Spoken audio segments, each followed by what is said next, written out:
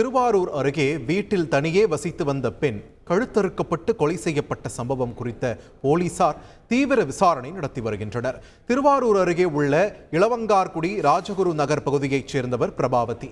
இவருக்கு திருமணமான நிலையில் கணவர் புரூனே நாட்டில் பணிபுரிந்து வருவதாக கூறப்படுகிறது.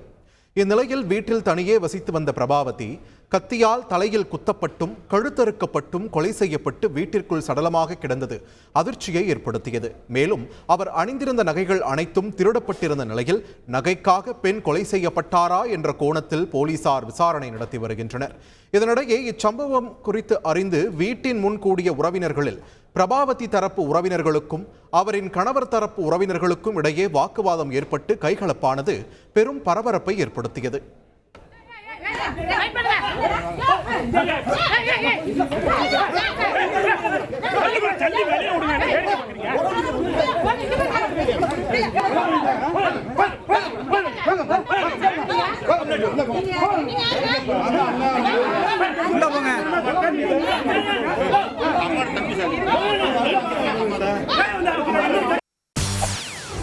செய்திகளை உடனுக்குடன் தெரிந்து கொள்ள உடனே சப்ஸ்கிரைப் பண்ணுங்க.